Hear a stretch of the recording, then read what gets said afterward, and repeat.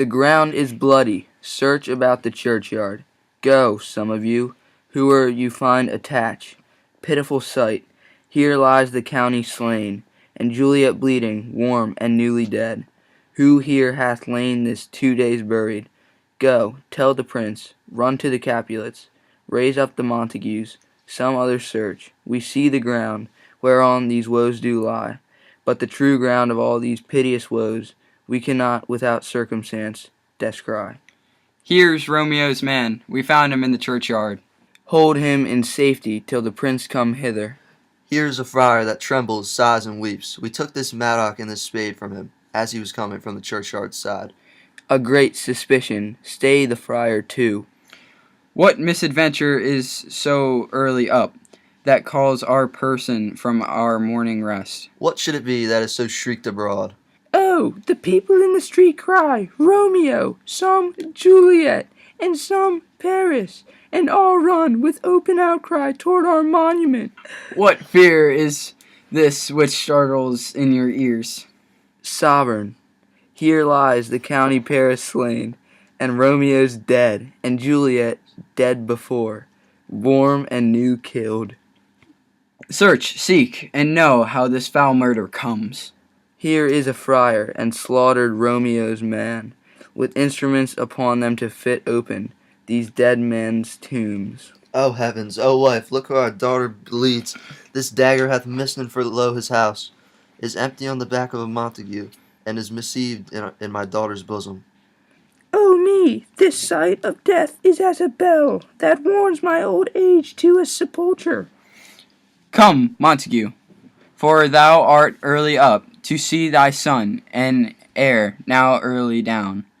Alas, my liege, my wife is dead tonight. Grief of my son's exile hath stopped her breath. What further woes conspire against mine age? Look, and thou shalt see. O thou untaught, what manners is in this to press before thy father to a grave? Seal up thy mouth of outrage for a while, till we can clear up these ambiguities, and know their spring, their head, their true descent, and then will I be general of your woes, and lead you even to death. Meantime forbear, and let mischance be slave to patience. Bring forth the parties of suspicion.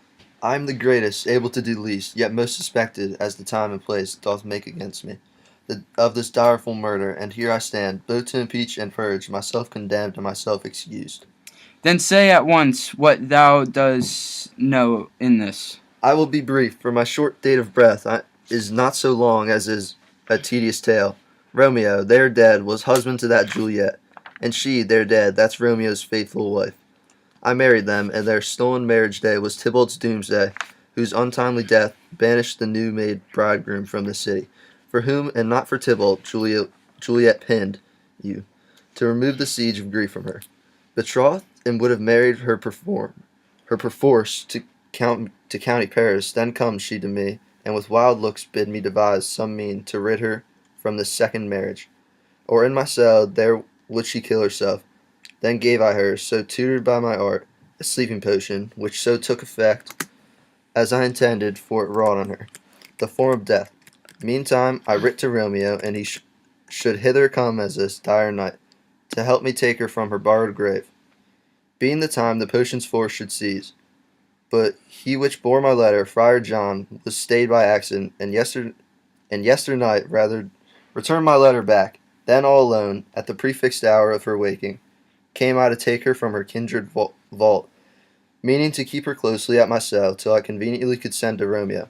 But when I came, some minute ere the time of her awakening, here untimely lay the noble Paris and true Romeo dead. She wakes, and I entreated her come forth, and bear this work of heaven with patience. But then a noise did scare me from the tomb, and she, too desperate, would not go with me, but as it seems did violence on herself. All this I know into the marriage, her nurse's privy. And if aught in this miscarried by my fault, let my old life be sacrificed some hour before this time unto the rigor of severus law.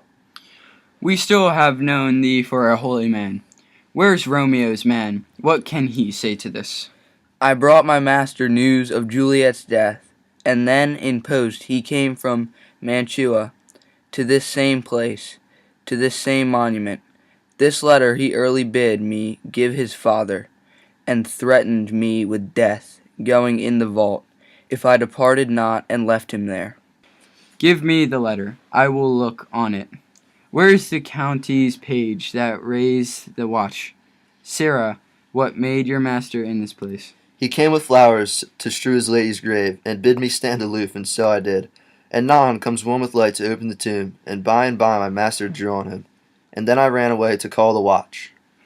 This letter doth make good the friar's word, the course of love, the tiding of her death, and here he writes that he did by a poison of a poor apothecary, and therewithal came to this vault to die and lie with Juliet. Where be these enemies? Capulet, Montagues, see what a scourge is laid upon your hate, that heavens find means to kill your joys with love. And I, for winking at your discords too, have lost a brace of kingsmen. All are punished. O brother Montague, give me thy hand. This is my daughter's jointure, for no more can I demand. But I can give thee more, for I will raise her statue in pure gold, that whilst Verona by the name is known, there shall no figure at such rate be set as that of true and faithful Juliet. As rich shall Romeo's by his ladies lie, poor sacrifices of our enmity. A glooming peace this morning, with it brings the sun for sorrow, will not show his head. Go hence to have more talk of these sad things. Some shall be pardoned and some punished, for never was a story more woe than his of Juliet and her Romeo.